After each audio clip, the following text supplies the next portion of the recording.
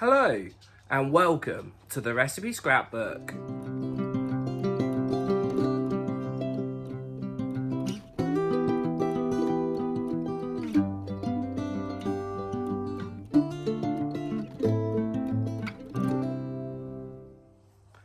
Today I'm going to show you how to shape and form dough in different ways in order to make an absolute classic Christmas gingerbread. Here are the lists of ingredients and equipment you will need to make the gingerbread.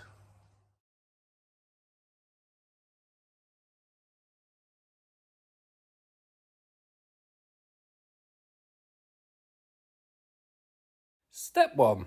Prepare yourself and your unit. This includes washing your hands.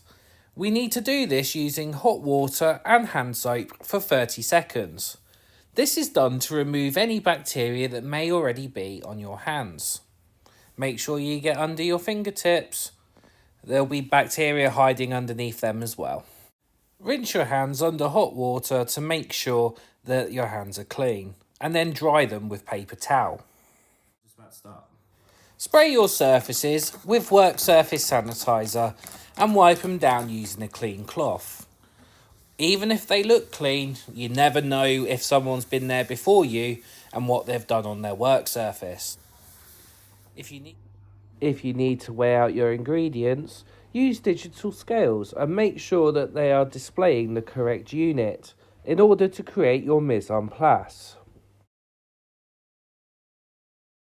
You will also need to preheat your oven to 100 degrees Celsius on the fan-assisted oven.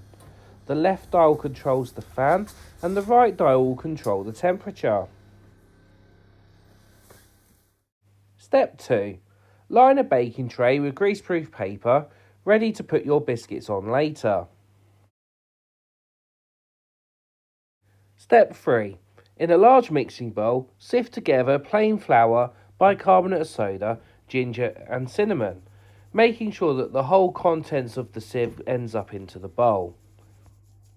You can press out any lumps that remain within the sieve using a metal spoon, just like I demonstrate here. Once you have finished sieving, add cubes of butter into the bowl and stir them using a metal knife, just like I demonstrate here. This will coat them well in the dry ingredients. Step 4. Using just your fingertips, rub the ingredients together until the mixture looks like thick breadcrumbs. This is an example of a technique known as the rubbing in method.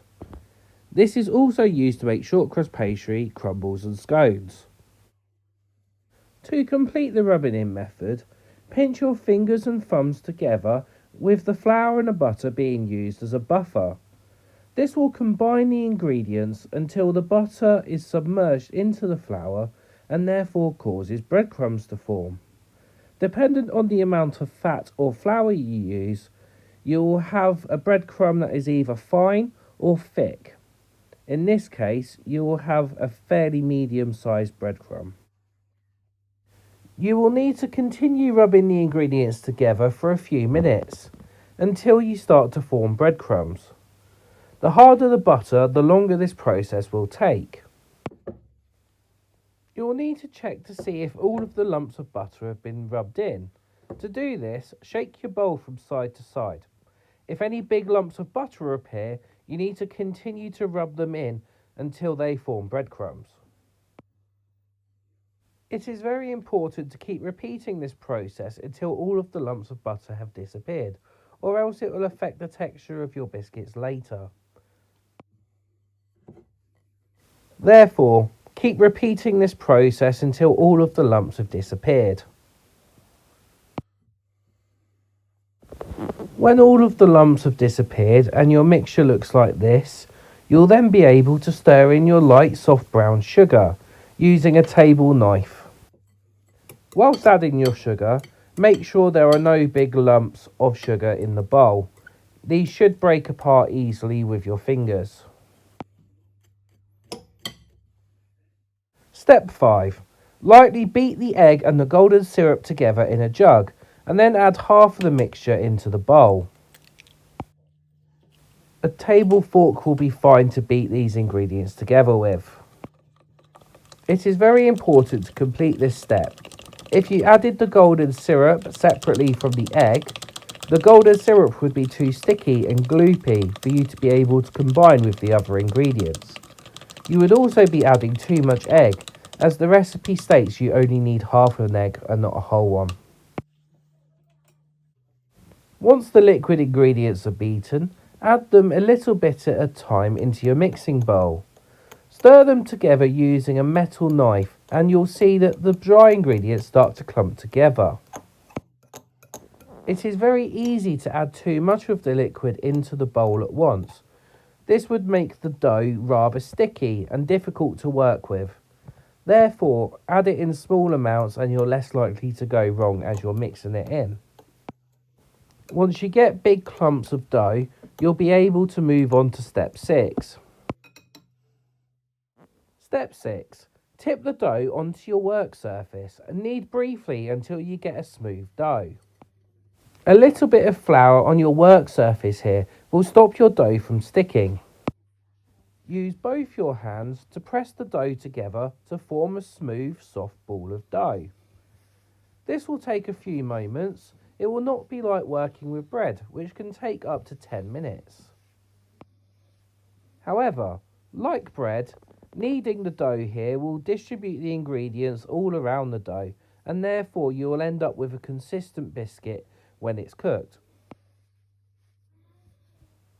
Kneading dough here is the first of 3 methods we will use in this video on how to shape and form different doughs. If we kneaded our dough poorly here, we would not have a dough we could work with. Step 7. On a lightly floured work surface, roll the dough to 1/2 centimetre thick. Use a floured rolling pin to press down lightly against your gingerbread dough. Make 3 or 4 rolls on the dough and then rotate the dough 90 degrees. Rotating the dough 90 degrees will help you to ensure the dough does not stick to your work surface, as the dough itself is quite sticky. Repeat the process and rotate again until you have 1/2 centimetre thick dough. Rolling out the dough is the second way that we shape and form our dough in this recipe. It ensures the biscuits cook evenly in the oven. Once rolled out, you'll need to use your cookie cutters to cut out your gingerbread shapes. This is the third and final way that we shape and form our dough in this recipe. We do it to create consistently shaped biscuits with neat edges. To cut out your shapes, position the cutter against the edge of the gingerbread and press down. Do not twist, as this will ruin the shape of your biscuits. Cut out as many biscuits as you possibly can before you have no more space for any more gingerbread. Once they're all cut out, you can use your palette knife to lift your gingerbread up from the side to place on your baking tray. Repeat this process until you've picked up all of your biscuits. If once you've picked up all of your biscuits you have gingerbread dough remaining, you can repeat step 6 onwards to create more biscuits. This time I have decided to use a snowflake and a tree cutter instead of the gingerbread man I used earlier. Feel free to use different shaped cutters when you make your biscuits too. Step 8. Bake your biscuits for 12 to 15 minutes or until they are lightly golden brown. When your gingerbread are cooked, leave them on the baking tray for 10 minutes and then transfer them onto a cooling rack in order to finish cooling them. When the biscuits are hot, they'll still be quite soft. It's only when they cool down and the sugar crystallises that the biscuits become firm and crunchy. So please be careful as you're placing them onto the cooling rack, or else they may break. Once fully cooled, you are then able to decorate them using writing icing and other ingredients should you wish. However, they will also have that lovely taste of Christmas just as they are too. So there we have it.